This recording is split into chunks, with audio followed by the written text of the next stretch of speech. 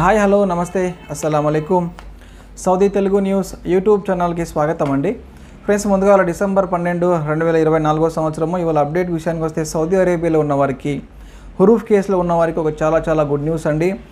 So ఈ news వచ్చి కూడా దాదాపు 10 days అవుతా ఉంది. నేను మీకు కొన్ని అనివార్య కారణాల వల్ల చేయలేకపోయానండి.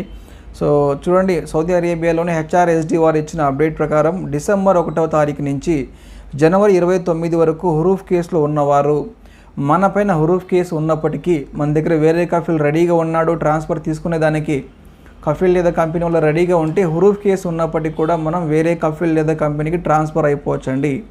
సో ఈ అవకాశాన్ని HRSD వాళ్ళు ఇవ్వడం జరిగింది. డిసెంబర్ 1వ తారీఖు అంటే ఆల్రెడీ 12 days అయిపోయింది.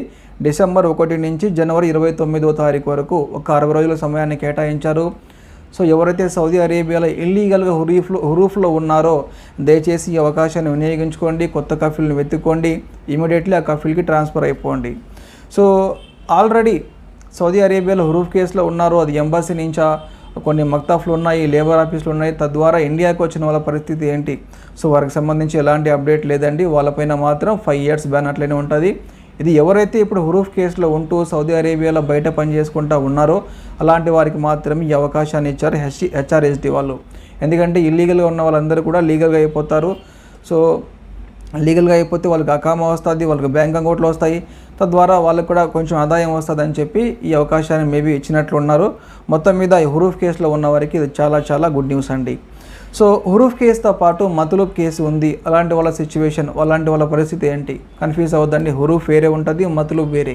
హురూఫ్ అంటే సో సౌదీ అరేబియాకి వెళ్ళిన తర్వాత మన కఫీల్ లేదా కంపెనీ వాళ్ళు నచ్చట్లేదు, అక్కడి నుంచి పారిపోయి బయట పనిచేస్తే అలాంటి సిచ్యువేషన్లో కఫీల్ అనేవాడు లేబర్ ఆఫీస్కి వెళ్ళి నా దగ్గర పనిచేసే అతను నా నుంచి పారిపోయాడు, సో అతనికి నాకు ఎలాంటి సంబంధం లేదు, ఇన్కేస్ అతను మీరు పట్టుకుంటే ఇంకా దానిపైన యాక్షన్ మీరే తీసుకోవాలని చెప్పి కంప్లైంట్ ఇస్తాడు. అంటే పారిపోయాడు అని చెప్పి కంప్లైంట్ ఇస్తాడు.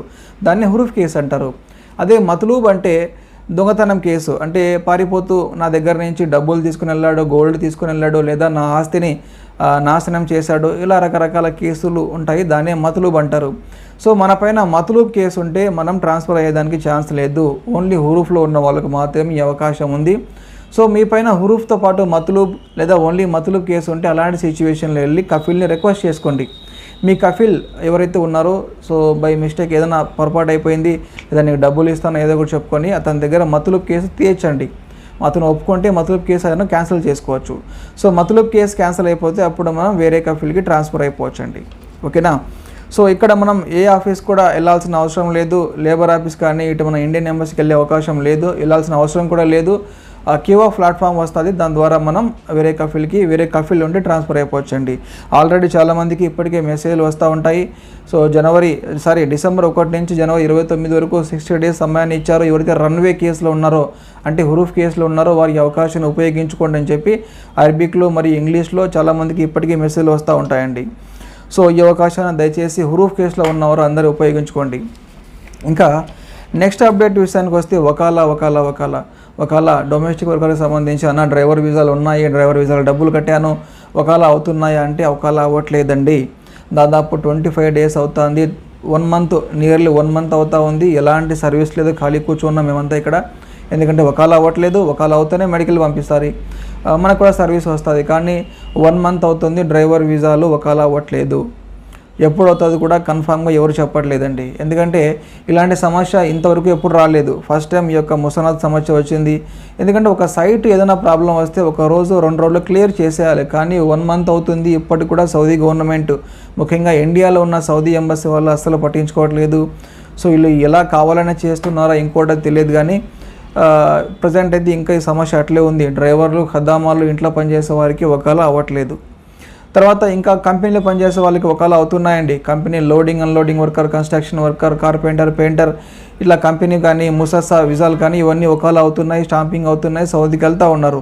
ఈ సమస్య ఓన్లీ ఎవరికైతే ముసానాద్ అగ్రిమెంట్ ఉంటుందో అంటే డొమెస్టిక్ వర్కర్లు ఉన్నారో వారికి మాత్రమే ఈ ప్రాబ్లం ఉంది. సో ఇది ఎప్పుడు అవుతుందో చాలామంది 1 week 10 days అంటూ ఉన్నారు. ఆల్రెడీ ఢిల్లీలో వర్కింగ్ స్టార్ట్ అయినట్టు చెప్తా ఉన్నారు. ఒకవేళ ఢిల్లీలో స్టార్ట్ అవుతే మనకు ముంబై కూడా త్వరలో స్టార్ట్ అయ్యే అవకాశాలు ఉన్నాయి. ఒకవేళ ముంబైలో మనకు వకాలా అవుతున్నాయి డొమెస్టిక్ వర్కర్లు అంటే నేను ఇమీడియట్లీ మీకు చెప్పే ప్రయత్నం చేస్తానండి. ఓకేనా? సో ఫ్రెండ్స్, ఇది వాళ్ళ సౌదీ అరేబియాకి సంబంధించి చిన్న అప్డేట్ అండి. నేను మళ్ళీ కలుస్తాను. Thank you so much.